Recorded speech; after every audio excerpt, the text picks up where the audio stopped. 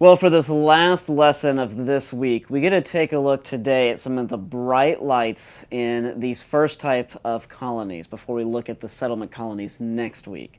And the bright lights really were the missions of the French and the missions of the Spanish. It's important to understand this. We often think of the first Thanksgiving being the Thanksgiving of the Pilgrims, and there's a certain reason why we, of course, look to that one as the chief Thanksgiving. But there were actually numerous Thanksgivings done by the French and by the Spanish under their Christian influences centuries prior to the Pilgrims. And so it's curious to keep that in mind because you have to look at their faith, albeit sometimes sporadically actually applied to how they lived over here. But that explains to us some of the differences with them. Now, with the French, the first character I'll introduce to you, this character you might be familiar with, is Father Marquette.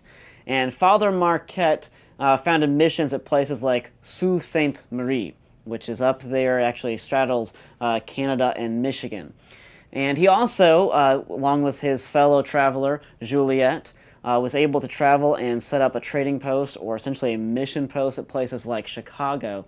But the French missionaries who traveled deep in the wilderness and set up the foundations of churches actually established what would become some of the oldest buildings in the middle of our country. But the French did these incredible missions. They weren't the only ones. The Spanish also. The Spanish founded missions all up and down the West Coast at places like San Francisco, San Diego, San Jose, all the way down to Chile and to Argentina, down in South America.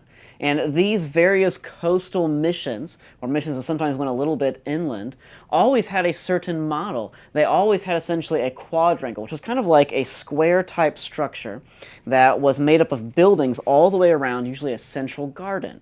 And those buildings, they might have a place for soldiers to stay, to just protect the mission, but primarily those were places for the monks who ran those missions to stay.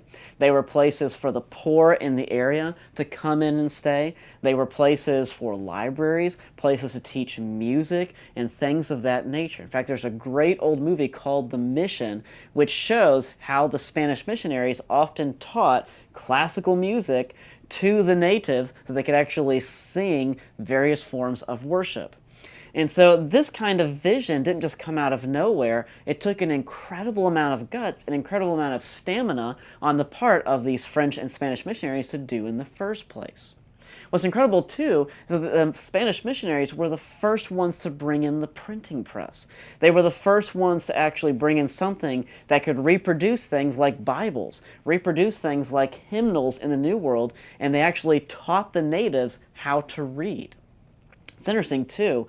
Not only did they plant gardens and establish these libraries and establish this printing press, they also established farms and orchards, and they taught the natives how to farm and how to manage these orchards.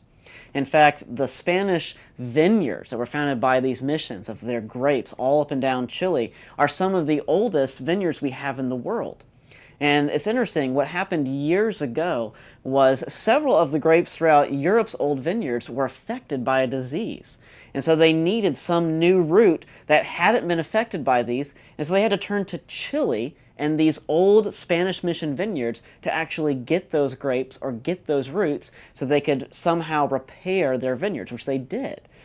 But those Spanish wines that came out of those vineyards in Chile, those are some of the oldest in the entire world. Now, there's a few more points we need to actually make about the missions. And that is the fact that the missions ultimately didn't last. And what's curious about that is we have to ask the question, okay, why is it that the missions finally did not last? They had these Thanksgivings, they had the printing press, they had these brilliant orchards and vineyards and gardens and so forth. And the answer is fairly simple. The answer is that these missions did not actually have a vision of family. They failed because they didn't really have a way to reproduce themselves. They weren't ultimately successful with evangelism, and they weren't ultimately successful with reproducing the whole notion of the family or of having children, being fruitful and multiplying. So as a result, even though the Spanish missions have left their mark and are still a brilliant thing to see, you should actually go see the Spanish missions if you ever travel out to California, or you can see the Alamo, for example, down in San Antonio. But even though they were a brilliant light, they ultimately were not the places that left their mark on American history. The types of colonies that left their mark on American history were not these. They weren't exploitation colonies, they weren't trading posts, and they weren't strategic colonies. They were those parish settlements, which we talked about at the beginning of this week. They were those places that were founded based upon ideas of religion, based upon ideas of freedom of press, freedom of worship, freedom of thought, freedom of speech. They were those places based upon the whole idea of home and family. They were those places that had a vision for decades or centuries beyond themselves. We'll take a look at those colonies next week.